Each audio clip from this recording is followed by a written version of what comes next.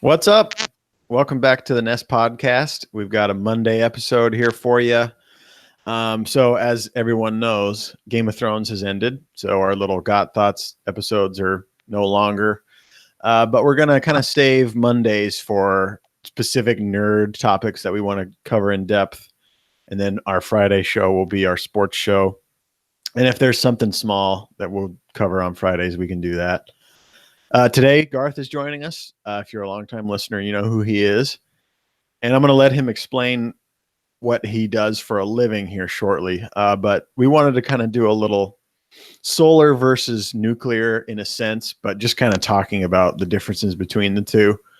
I've always kind of been curious as to how nuclear power works in the first place.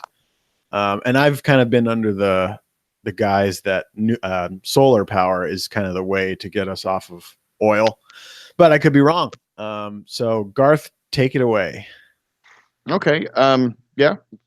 Like Zach said, my name's Garth. I work at a not really a nuclear plant, but it's a chemical facility that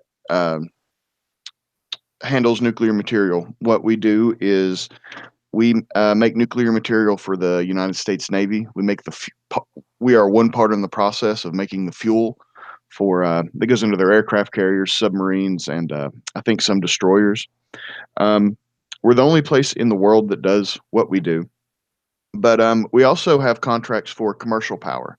So we take uranium from different sources around the world and turn it into usable fuel for commercial reactors. Um, so again, we're just another part in that process, but that's mainly what we do. So Okay. hence my bias towards nuclear. I'm absolutely retarded when it comes to any of this stuff. So when you say uranium, I always think of the yellow cake enriched uranium that they use to make nuclear bombs. Is that the same shit that you're talking about, or is it a stripped down version that you use? Yes and no.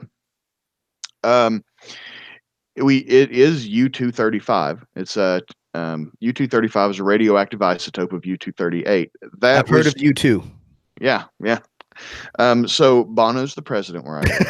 That No, makes sense. yeah. It's all clicking now.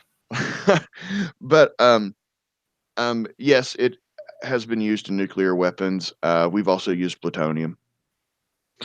Um, we only use uranium in American reactors. Is that because it's more stable Um, or more accessible? yeah, but in its different reactor designs, needed to use plutonium. Um, I'm not real well versed in all of that, but I believe France uses plutonium reactors.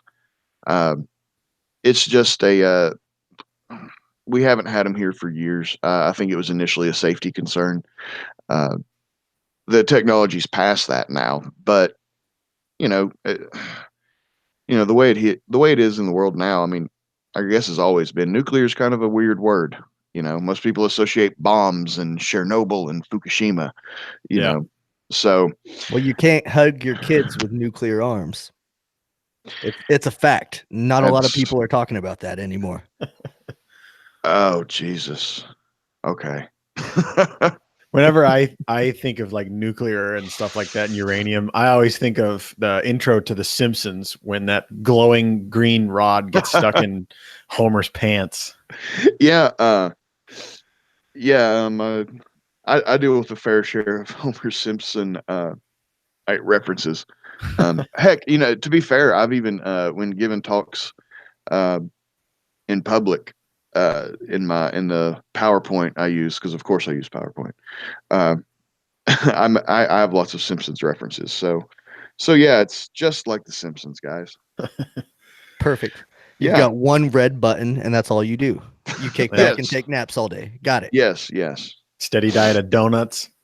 Okay, so No, that's the true. the question really that we came here to talk about though is how is it beneficial to producing energy to say run my air conditioner in my house or keep my room illuminated at night? because I know that's the points that Zach's going to be able to make with solar energy as Right. far as powering our houses, and not necessarily worrying about, Navy destroyers or submarines or nuclear bombs. Right. Right. Right. Because I believe that nuclear energy is. I mean, if we want to get to zero emissions or close to it, what they say, net zero. I think nuclear has to be a part of the conversation. I don't think it's the only solution at all, but I think it's a vital part. Because when you're talking bang for your buck, I mean, I think nuclear really takes the cake. As far as how much pollution that the actual power plants put out, it's virtually nil. What a nuclear power plant is it's really a steam generation plant. All they're doing is using the heat from the nuclear reactor to boil water, which in turn turns a turbine, and that's what generates the electricity. And I guess the theory is that the nuclear reactor is endless in its supply of heat. Well, no, I mean it's not necessarily endless. They will have to refuel them at points. We have spent nuclear fuel, which I know there's a lot of people's a big concern, but um, honestly, the amount of nuclear waste in the United States generated from nuclear power, the spent fuel, it takes up less than a football field. That's not bad. Yeah. You can throw that in Texas and it'll get lost. All right. Well, I think we do throw it somewhere. I think the big argument is that there's literally nothing you can do with it. Like it's volatile, and you have to just, I guess, what do they bury it somewhere or something like that? Well, yes and no. A lot of the spent fuel coming from the nuclear power reactors is kept on site in what they call dry cask storage, and it's in containment. And because you're all right, there's not much you can do with it except bury it. Some low level waste, they have been burying in a place called WIPP, the Waste Isolation Pilot Plant, and it's essentially what this place is, and there's similar places around the world. They're salt mines, and the reason they like to bury this stuff in salt mines is salt creeps, and what I mean by that is it consistently grows, so they can bury this stuff in the side of a salt mine, and in probably 1,000 years, salt will just completely encase everything. So, I mean, that's, I guess, about as safe as you can get. Finland, I think they have a storage containment off of some island, and it's like a concrete containment system. I remember seeing the WIPP stuff on the news when I was a kid. Yeah. They would like shut down highways and stuff when they were driving these, I guess, containers of nuclear waste to the WIPP site. Right. Yeah.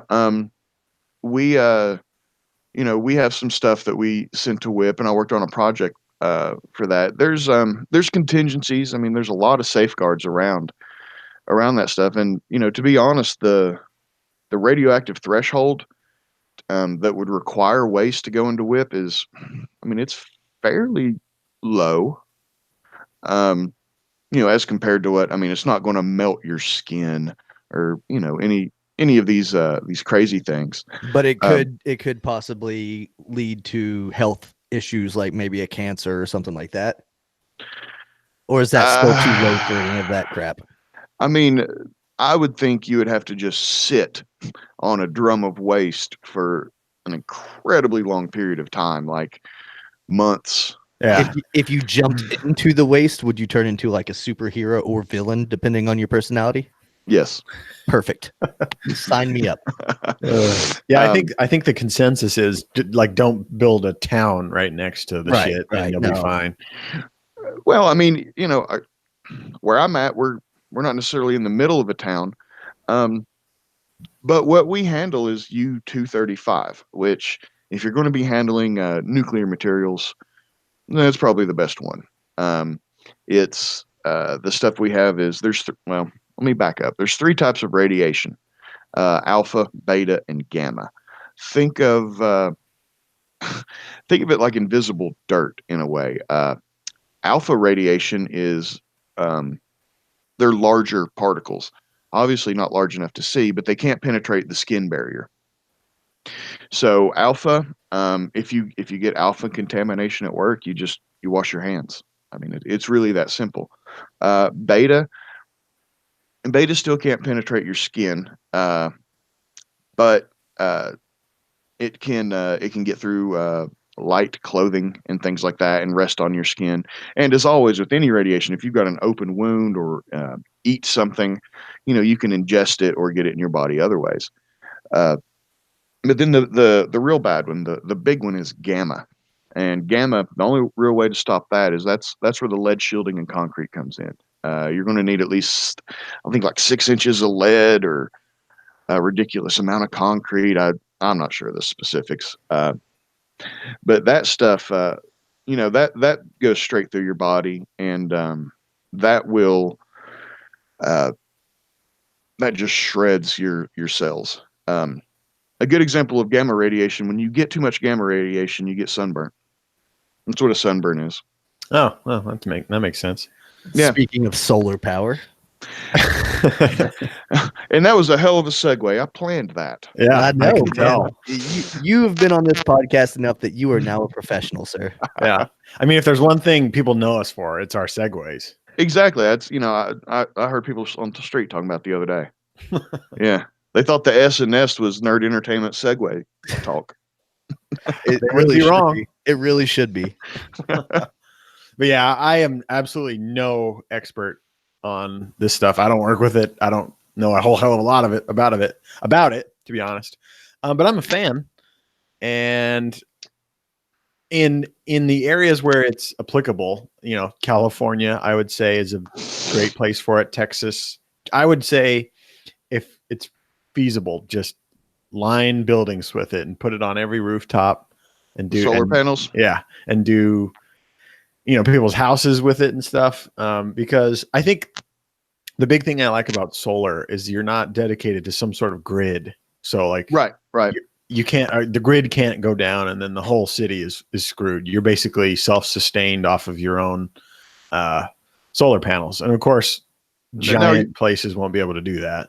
Right. I mean, are you talking about like personal solar panels or like farms, like huge solar panel farms? Yeah. I mean, whatever would be applicable. Like, obviously I would say that a good idea for society to do would be to have rooftops lined with solar panels. I don't see why not. I mean, now, that is, that's something actually coming into this talk I didn't really think about. I was more thinking about solar power farms, which are fine, and I think in the right situations, if you've got the area for it. I think Disney is switching to be more solar powered. I saw something that they lined a field beside Disney World with nothing but solar panels in the shape of the mouse, of course. But yeah, Disney World and that whole complex eventually is going to be all solar powered. Yeah. Now, I mean, I love the idea of putting up your own solar panels, mainly because I like the idea of, you don't have to rely on the government for power. Yeah, I like that. And I read a few years ago where, I believe it was California, there was a trend of people putting small panels out like near their mailbox or in their yard or somewhere, but all they were using that for was to power their water heater. Yeah, that's crazy. And they say that's that, and I guess your washer and dryer are your biggest draws. That makes sense. I can see that. As far as solar power farms, like you were saying, Brandon, Disney, when I was at the Charlotte Dragway, or Charlotte, I guess, Raceway, really, I was camped next to the drag strip. There was a pretty large area with solar panels there. So I assume they at least power or supplement their power with solar. Probably their big lights that they have to turn on for night events and stuff like that probably get some sort of boost from the solar power. Yeah, and they can. I mean, they're still on the grid, obviously, with the electricity from the power company or whatever, but hey, it might supplement somewhere. Right. Yeah. And honestly, the way solar and nuclear, obviously they create power in different ways, but solar relies on battery storage. So when it's not in use, it stores it. Um, I mean, that's just the way it is. Um, with nuclear, it's a little different. Nuclear, you're on the grid. Uh, you have to be, because who's going to put a reactor in their backyard, right? But what nuclear really serves to do is it's on demand power. But let's say you live in an area that gets its power from a nuclear plant. You're also getting it from other sources, hydroelectric and all those other things. There's multiple energy sources on a grid. What a nuclear power plant will do is it takes care of the fluctuations, um, because you can turn it up, you can turn it down, um, and you can, like I said, you can increase or decrease the power output based on the demand. That's pretty cool. Yeah. Yeah. So that's, different benefits, with solar, if it's at night, you're running off batteries. Yeah.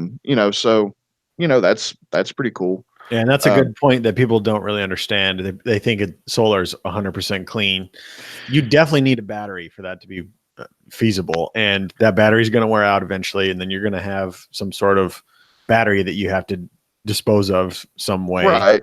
And I've seen people, some of the more extreme, people call out solar because they have to use batteries, and I guess the battery industry is fairly rife with child labor.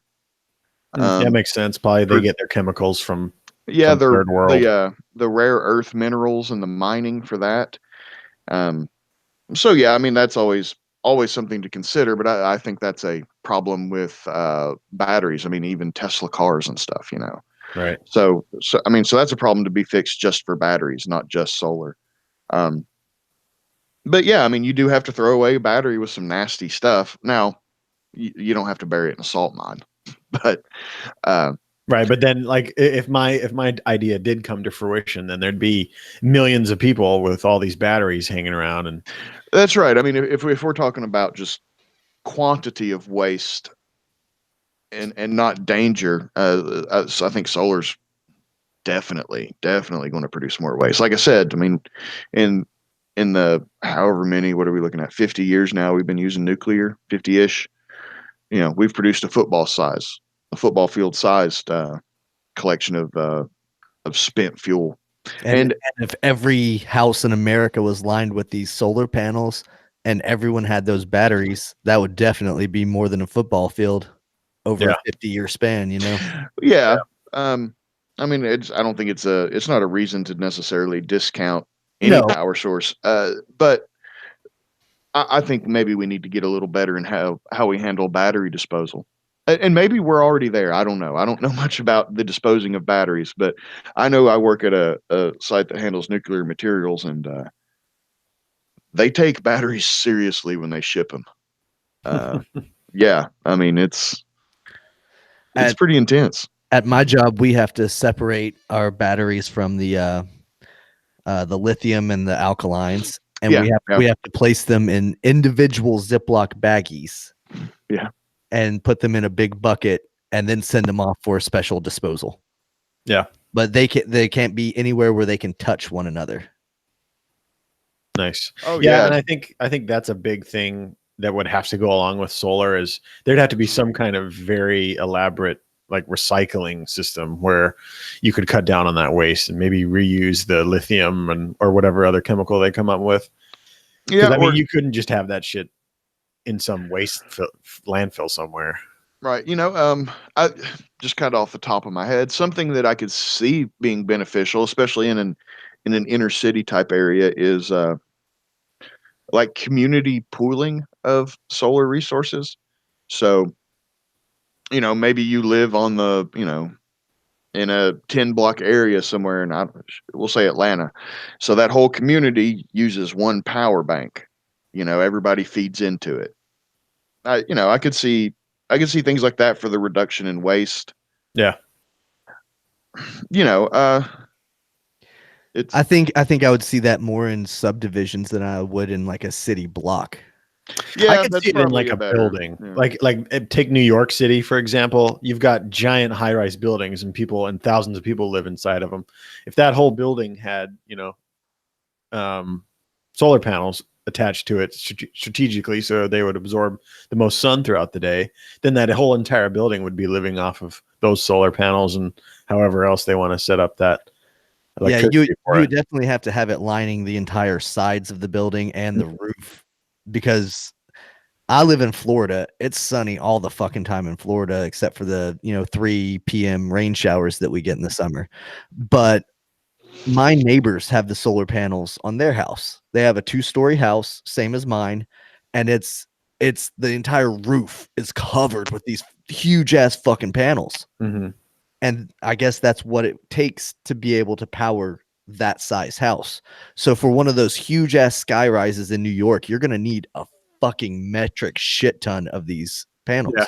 And I bet you the house that is near you probably has a surplus of power. I would assume. I could be wrong, but I doubt that a whole house would need that many.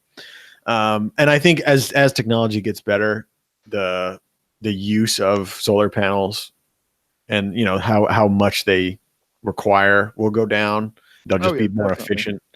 Yeah. Apparently Elon Musk is working on these solar powered like shingles or something like that. Yeah, it's blue something, isn't it? I But don't know the name. I'd read about them. The promising thing was they, according to him, which he's kind of, who knows? I mean, He's got so many freaking yeah, things going on. it depends if he's manic or not that day. Yeah. But he said that they wouldn't be much more expensive, if not at all more expensive than just regular shingles. Now, if that were the case, that's awesome. But even if the shingles were the same price as regular shingles, I would have to think the infrastructure to set it up would be quite costly. Yeah, and I don't see how you'd make them as durable as a regular shingle because Right, they're shingle has to- glass kind of, yeah, right? they have to be absorbent of light somehow, so they can't be a solid, piece of equipment. And then they would have to, withstand heavy rain, hail, Yeah, snow, yeah. all that stuff. I don't know how that would work. I think they're called Tesla roof shingles. oh, Good name. I'd like to have been in that meeting. Yep. What are we going to call them, guys? I don't know. Yeah, and I don't think you can power a car off of a solar panel because I just don't think there's enough room on a car. They don't I call them the smart colleges, like MIT and all them. Isn't there like a solar powered car race through Death Valley or something? Didn't they make a stupid movie about it? That sounds like it's real. Yeah, but I mean, from what I've seen, pretty much those whole vehicles are solar panels and they go like 20 miles an hour. Yeah, just the whole thing is a solar panel. But I was just thinking, throw one on top of the roof, and then I'm sure it can power at least one part of that car. Like, say it powers the air conditioner, or it powers the whatever headlights or something. Oh, easily. Like a friend of mine's got a solar powered battery pack. He'll take it to music festivals and just in the mornings, just lay it out on the hood of the car or something. I've seen those too. Those are cool. It works great. Yeah. I think, I guess I would say with solar, I think solar is awesome for personal use and supplementing your own power consumption. I mean, there's nothing else not that your everyday average consumer could get their hands on. Yeah, I mean, it's more personally acceptable or Yeah. accessible. Nobody can put a fucking windmill in their backyard. Yeah. So, That's why I didn't even mention wind power. I don't think that has much of an answer. right. I'm sure it's great some places, but And I think solar has a lot farther journey to go technology wise. Yeah. Nuclear advancements will be made, but given the type of industry it is, and it is quite dangerous. Advancements are slow coming. But nuclear, I think or not nuclear, I'm sorry, solar. I really think the sky's the limit technology wise. I was just, in preparing for this podcast, I was reading an article, and of course I can't remember it, but some country was developing just much thinner solar panels. And what it was going to allow them to do is, like, you have like dual layer DVDs. They were going to put multiple photovoltaic layers on top of each other. So, I mean, that could be, one of the answers we're really looking for. But then again, do you have to increase battery size? I don't know. I think the battery industry, which is already heavily being looked at, because you could say, at least in good part, because of Tesla. Yeah. I think to power cities. I don't know. I think maybe some some work needs to be done. Well, you said these panels or the roof shingles or whatever have to be made out of some sort of glass type material, right? I think it's glass. Now, would that glass type material be somewhat transparent at all, or is it kind of a darker glass? Because if it's transparent, then why not use it for your fucking windows of your house and it be two purpose? It won't be transparent. Transparent won't absorb light. Yeah, you'd have to have some sort of material in there to actually absorb the light. But fucking who knows? Who knows what someone might be able to come up with in 20, 30 years? I mean, have you seen the windows that have like a reflective sheen on them so that you can't look through them from the outside of a house? Yeah. It's kind of like a tint, if you will. Mm-hmm. I imagine that would be about the same thing as the solar panel. Yeah. I mean, you could do it. I'm not sure you could ever open that window, but I mean, well, why not? If people are making them so that you can stack them on top of each other, why not make it to where you can slide them on planes? I mean, I could see it. Yeah. I mean, that's certainly a possibility. At least on your, east and west facing, sides of your house. Sure. Yeah. I mean, it like the windows in my room right now are overlooking an area that receives direct sunlight until the sun goes over my house. So from 6 o'clock in the morning until about noon, 1 o'clock, this side of the house gets punished with sun. Mm-hmm. That's just perfect time that I could be absorbing that energy, Yeah. Yeah, very true. And it would also serve as a reflecting agent to keep the rays from bouncing into your house. Yeah. Thus keeping your house cooler. Yeah. I don't know if y'all read, I guess it's maybe not a year ago. I read an article about a scientist had come up with a new color, and they called it Vanta Black. It absorbs something like 99.999% of all light. So, yeah, give it a look see on Bing, and you'll see the awesome.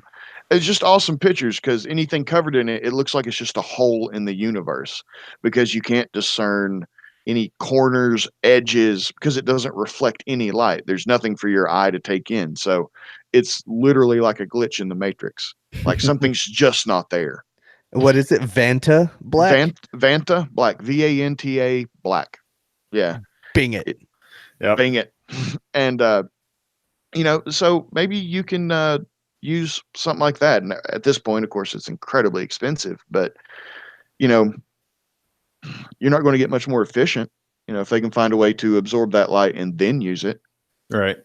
So, yeah, I mean, I think it's very promising. But, powering the whole of New York City, on solar panels, I mean, we're going to have to get more creative than just solar panel farms out somewhere in New York State. Well, that's why I was thinking about the windows and stuff, Yeah. Like it would have to be something that completely covers the entire building. Right. And, like in the Appalachian Mountains where I'm at, you're not going to be putting them on top of the mountains. You're not going to be putting them on the side of the mountains. Nobody's going to go for that. Right. Because, well, no, for one, it's just an that's a eyesore. meth head's backyard, for one. True. You'd have to clear out so many moonshine stills, and and meth. That's the modern day moonshine in these areas, seems like. Well. So if you had to choose, out of these two, which one would you say is the best boost of your energy or whatever? Like the best one for your buck? That's a hard choice. I think the only thing that nuclear has against it is the stigma attached to it. People are just so afraid of it because all they know about nuclear is Chernobyl, basically. Right. I really think if people could just come to where I work for a day and just see it, because I got to admit, before I ever worked there, I was a little freaked out, because there are a lot of rules there, but it's never what anybody thinks it's going to be. But bang for your buck.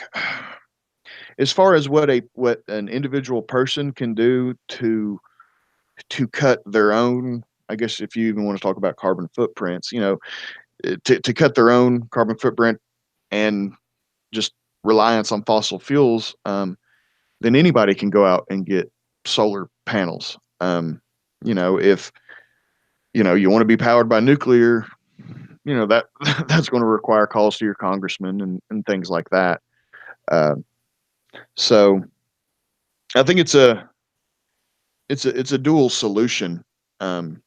But the most immediate effect right now, I think, would be just personal solar panel use. Yeah. I think I'm leaning towards that as well. I think the way that you guys have been explaining it or whatever, it seems like it would be easier and more functional to power a massive city with nuclear. Well, yeah, large area, and very like large area, suburban houses, solar panels. Yeah, but that's going to come out of your own pocket. Right. Right. I'm sure. I know the government, or at least they used to, offer tax breaks for clean energy and things like that. Which I'm sure you're paying for the nuclear energy in the form of an electric bill. Yeah, you are. The solar panels are going to reduce your electric bill that you pay monthly. So you pay the cost up front. Right. And I make no claims that nuclear will make your power cheaper.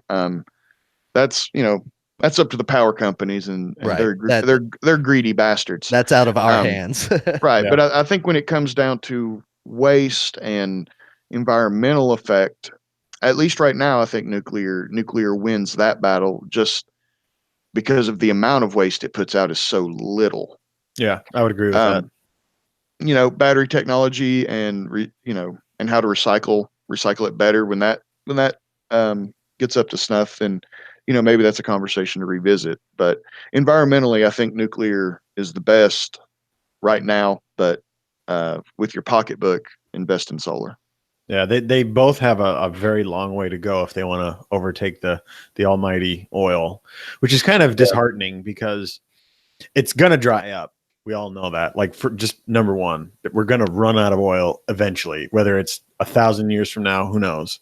And number two, whether you believe in it or not, there are some consequences in using it at the rate that we have been using it. Oh, certainly.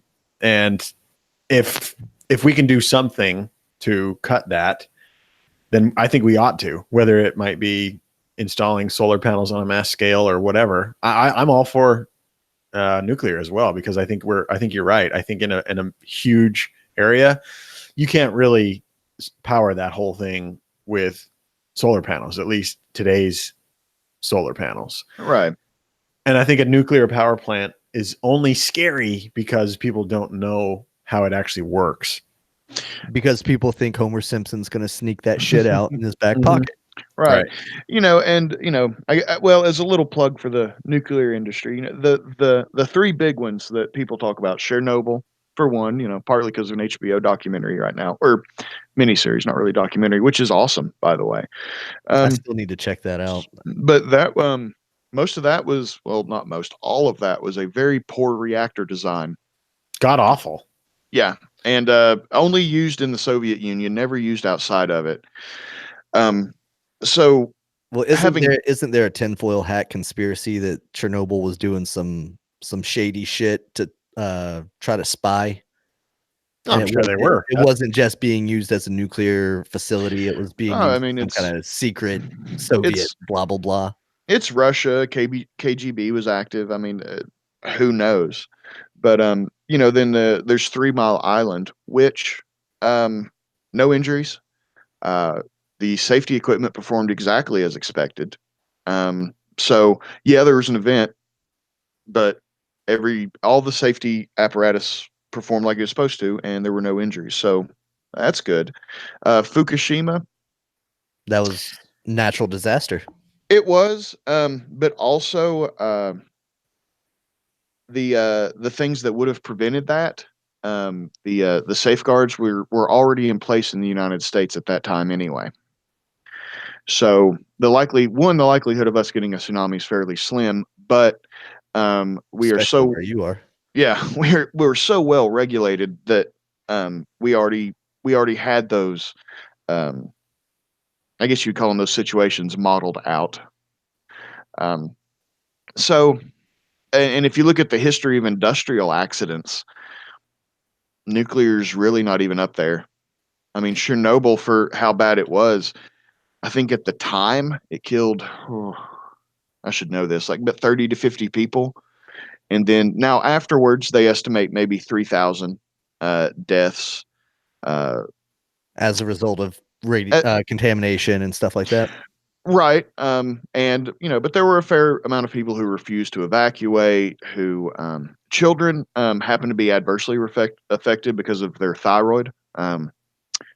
Your thyroid will absorb iodine, and one of the daughter products of nuclear fission is iodine, and so that's how you can get some serious cancer, especially adolescents. Is something about their age, I guess, maybe puberty.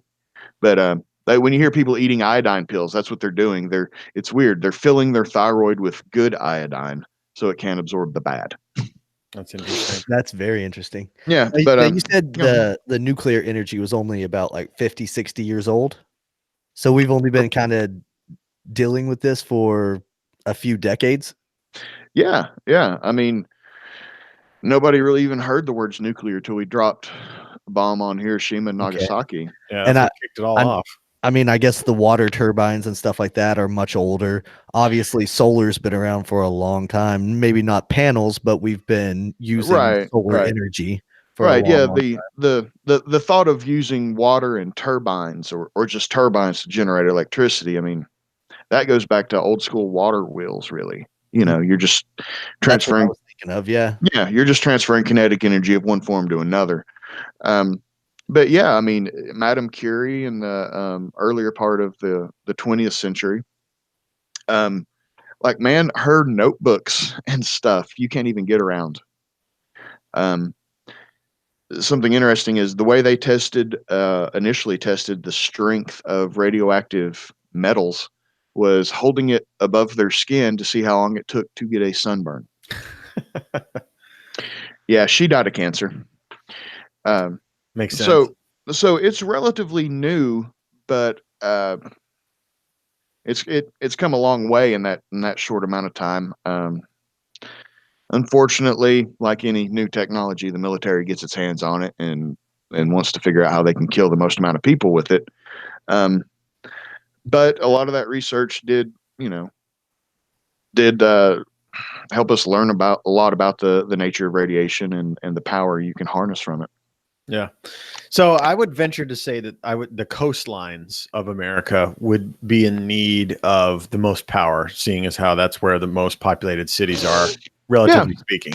Mm-hmm. Would you say that a nuclear facility along the coast would be a bad idea because it could get hit with, some sort of weather related thing that we couldn't control? When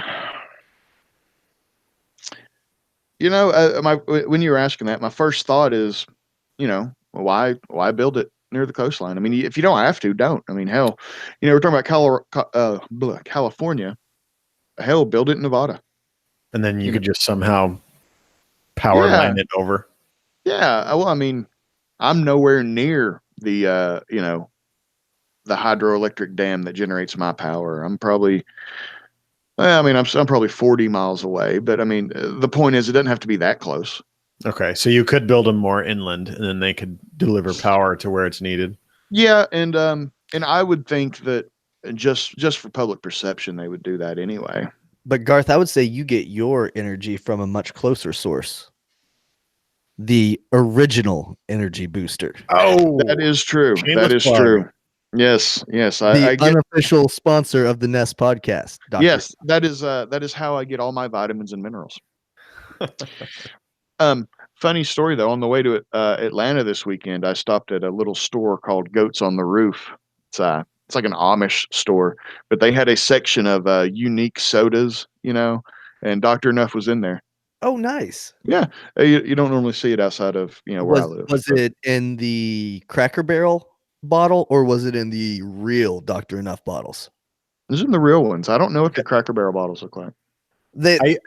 They're tall, skinny, and green, but they're not. I used to have one, ones. but they're not the gas station ones that you can get in Johnson City. Yeah, I used to have one. That was the first Dr. Enough I ever had, and I was like, I mean, I guess this is all right.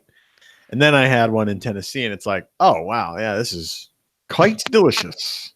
Yeah, they you could make the joke that the place I work, that little chemical plant, it's powered by Dr. Enough. We have a Dr. Enough machine. Yeah, no, that makes awesome. sense. And all of you guys probably chug it all day long. So It's that and coffee. So I prefer the doctor. it is quite tasty. So yeah, anyway, nuclear, man, it rocks. I feel like I kind of learned some shit though. Mm-hmm. I didn't know anything. I mean, I'm not even gonna boast that I know stuff about it because the most important thing that I learned, I think, is the iodine deal. I had no clue that the byproduct and that your thyroid absorbed it and shit like that. Like, you think that when people get thyroid cancer or something like that, the seafoods that they eat might have contributed to that? Like, if you grow up in a steady diet of nothing but seafood, as a kid eating shrimp and lobster and crab and those crustaceans that have iodine in them. I don't know. I think that would probably depend on how much naturally occurring radioactive iodine there is. Or maybe it's the good iodine, like in the supplements. Yeah, like potassium. Potassium has a fairly, on the scale of these things, a fairly large natural occurrence of a radioactive isotope. Like you can eat a lot of bananas, and you'll set off a counter. Really? Designed to count. Yeah, temporary. I mean, it's not going to hurt you. I'll tell you this. I've worked at this facility for 18 years, and you get a yearly report on how much dose you've received or whatever. I've never received, well, really anything. I get more radiation from cross country flights, honestly. Yeah, that's interesting. Yeah, so even though I work with this stuff daily, I'm fine. I mean, that's a pretty good endorsement. 18 years. That's as long as some of our listeners have been alive. You've worked in this nuclear plant and you have no adverse effects from it. So the people that are 18 years old that are scared to death of the word nuclear because all they've been taught is dropping the bombs and meltdowns and shit like that. I mean, honestly, this is safer than going to high school. Yeah. Yeah. If you receive enough radiation to drastically affect your life, something went wrong. Something bad happened. And I mean, we're talking, it's going to make national news, most likely. I would think, anybody dying of acute radiation sickness is news. I mean, hell, Russia uses it to kill, I guess their enemies. Was it a few years ago? They used, I think it's thorium or something. Ended up killing a British spy. Oh, I think I vaguely remember that. I do Yeah, remember something that, like and that. and Yeah. something about his daughter or something was involved. Yeah, with I some think shit yeah, too. because that shit, it's. I mean, I would say nuclear radiation is like glitter. Once you get it on you, I mean, if you touch something, it's there. You know, it's it's easily spread. So you So work in the strip club of energy plants. yes, I do. Okay, Yes, gotcha. I just yes, wanted to clarify. I mean, that's yes, that's funny. what I'm here for. I ask the good questions, the hard hitting questions. yes. Uranium is the herpes of the periodic table. Yes. Yeah, That's funny. And I think that the whole, Chernobyl thing is just a testament to what good work ethic, if you will, because I don't think a socialist country could ever produce something as difficult to produce as nuclear power. But when you get a system that has, safety checks in place and everything that we take for granted as Americans, all the stuff that is someone checks on someone to make sure that they're doing the right job. When that's in place, things that are so scary as nuclear can be achieved with very little consequences. I agree. I mean, the Chernobyl thing happened because, I mean, they ignored about every safety rule in the book. They were doing an unauthorized test on the reactor. Um, and the test didn't go well initially, and they kept pushing forward. Yeah, you know, what Russia really needed was OSHA. Yeah, that would have helped. Yeah, Rosha. Russia, which I like that. I do like that a lot. So yeah, I enjoy both forms of energy. I think I'm up for fucking whatever, because at the end Yeah. of the day, we need to cut the cord with oil, just simply because I think it's got a stranglehold on a lot of endeavors that you don't want it to be a hold of, in government and in corporations. Like big I agree. oil, as it's called, is a real thing. Yeah, you don't ever hear about big nuke. Yeah. Big nuclear. Yeah, anyway, Yeah. it's Yeah. still too new. That's Yeah. kind of the point that I was getting at earlier, was it's still too new. Like, people are sick of oil, people are sick of coal and stuff like that, because it's been around for fucking ever and people have seen the effects. Yeah. Nuclear is still so new that you only have 3 major things that you can cite worldwide. Right. It hasn't You really know, hit close to home per se. no, but yeah, the other energy sources do kind of enjoy the fact that they cannot also be used to kill millions of people in one fell swoop. So they don't have to contend with using a weapon of war to power your home. I would disagree. I would say if the sun blew up, that would fucking trump nuclear power. Yeah, I I mean, would say so. if that's happened, grab a lead vest. Shit's on. I don't think your lead vest is gonna do fuck else. Well, And- no, I'll live 2 more minutes than you.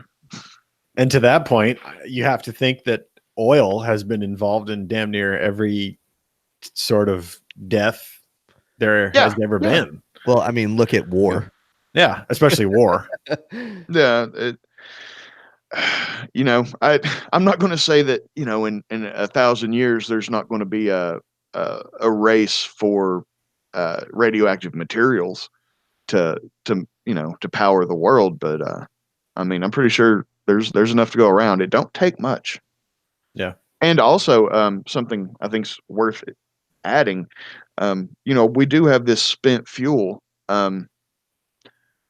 My understanding is that we can recycle it and use it again. Yeah, that makes sense. And as technology advances, recycling can just get better and better, and this stuff can improve, Right. I mean, we could get to a point where, I mean, there's hardly any waste whatsoever. And I can testify at my plant. We're, like I said, we're not a nuclear power plant. We're a chemical plant that processes nuclear materials. But we're right now on one of our goals, and they're actually working on it, is to where we have 0 liquid discharge. So that's awesome. The only thing that I'm still like what the fuck about, and maybe some of our listeners are too. And if not, maybe I can implant this in their brain so that they are thinking like I am.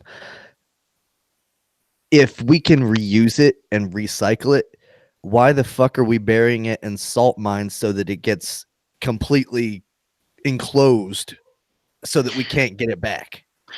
Well, okay. The spent fuel and stuff, as far as I know right now, we're not sending that to WIP. That we keep those on the nuclear power plant sites in dry cask storage.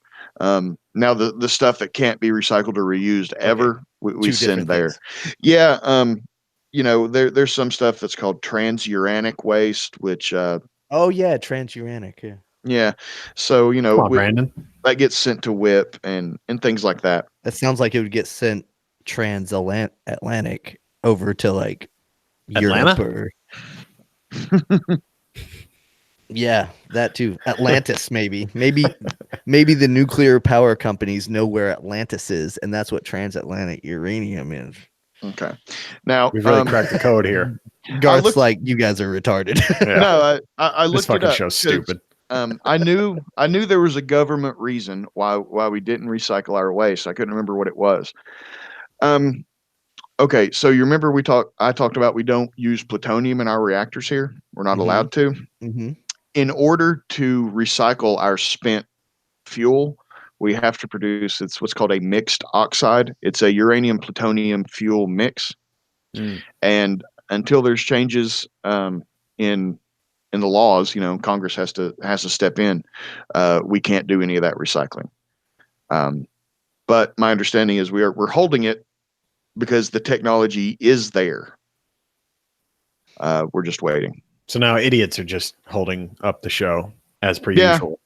Yeah.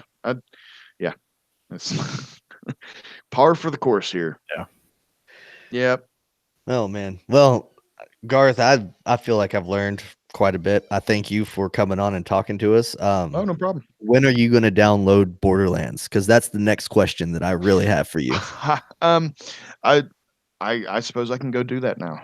Yes, I believe you should. Is it out yet? I think it might be not out until the 4th. Yeah, they don't always release them on the 1st. It's for some reason true. but I don't know. It's a Monday, so that seems like a good day. For those of you that don't know what we're talking about, on PlayStation Network this month, Borderlands, the Handsome Collection, is available for a free download. Fun fact about that, though, it was named after me. Did you know that? Oh, I didn't know that. I know. Now. Yeah, loads of knowledge here. For those of you that are keeping up with the podcast, you know that Zach and I have recently been playing through that collection, and we're getting prepped for Borderlands 3 that comes out in September. So that's the reason for that. And Garth is our PlayStation video game buddy. We've played Red Dead with him and some other games. Didn't we play the snowboarding game Steep against each other for a while too? Yeah, why not? I was beating all of everyone's high scores. I was the shit. That comes from your days with Cool Borders. Fuck yeah, man. That game was great. Man, bring back SSX. That was the best snowboarding franchise. You just like the Run DMC parts. So what else you got, Zach? Oh shit. Have you guys heard the news about the GTA 6? Nope. No, I saw a headline. I didn't read anything though. Well, it looks like GTA 6 is definitely in development. They are looking at a 2020 or a 2021 release date. And that's a little soon. The reason for that is that they want it to be a launch title for the PlayStation 5 and the Xbox 2. I'd heard some rumors a while back that they thought maybe Red Dead would be a launch title. But anyway, clearly not. I guess I could see that, but if you look back at how Rockstar has released a Red Dead and then a GTA, they wait a good chunk of time in between. Yeah. But I could also see them wanting to jump on the new console generation and be the flagship of the new console. That's what persuaded me, is when it was like, oh, it would be a title launch. That's going to make people rush out and buy the new system. Especially if you only buy it on the new systems. Which I Like, think you know- I think they would have to make it compatible for PS4 and stuff as well. Otherwise, you're gonna not get the sales that you want because not everybody can afford to rush out and buy a brand new console Yeah, the but- day that it drops. You know, And you know they'll have GTA editions, and you know you can get the GTA limited edition bundle with steering wheels and 1 terabyte hard drive and PS5 Pro or blah blah Right. blah. Right. Yeah. and a Hot Wheels car or whatever. Yeah, for- sure, for your- limited for your edition. special reward for the true gamers out there that have to have that shit. Yeah. You slap limited edition on it, people go bananas. That, and you could potentially get people to buy 2 copies, which is what I do with GTA 5. I got GTA 5 when it first came out on Xbox 360, and then a couple of years later, when I upgraded, I bought it again for Xbox One.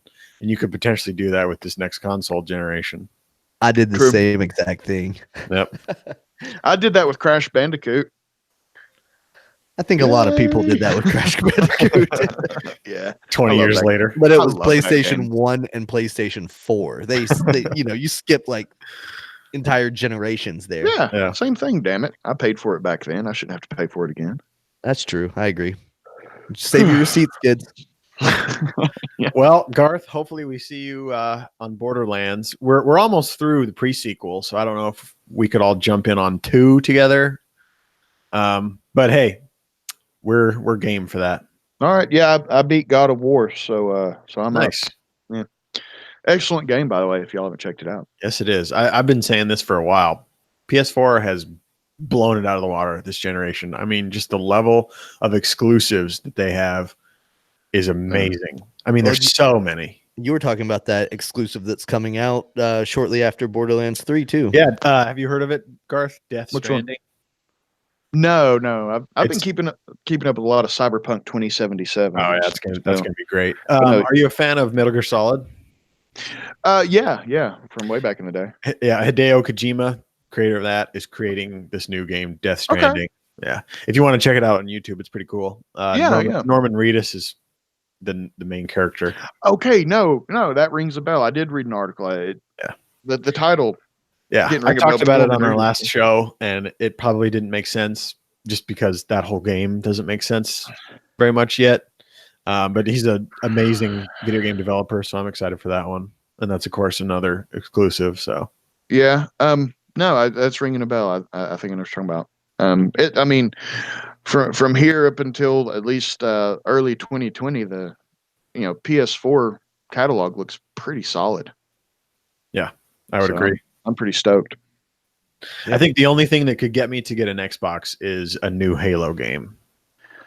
I've been suckered before by that with the new Halo and getting a new console. I don't know if it's worth it.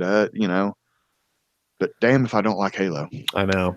The Yeah. only problem is like the newer Halos aren't Halo. But what No. if they do this one right? That sounds like me before every UT football season. What if it's the year? What if it's the year? Hey, you were right in 1998. Yeah. Well, All we'll right. get there. I think that's it for me. If you guys don't have anything else. No, I'm No, good, I- man. Let us know in the comments. Let us know if you think that nuclear or solar is the way that you would rather go, or if you say fuck both of those and you would rather have coal. If you're a West Virginia coal miner and you listen to this podcast while you're mining coal and you're like, hey, fuck all these other energy sources, you're putting me out of a goddamn job. Let us know about it. Get your lungs checked out. Yeah, do that probably. too. Yeah. Which I mean, if you're a coal miner, you probably smoke too. So Valid point. you got to have some sort of vice. All right, guys. Well, thanks again, Garth. Hopefully this was educational, at least a little bit. I enjoyed it. And catch us on Fridays. Our sports and our everything else will be then. Catch us on social media in between the shows and let us know what you think. See ya.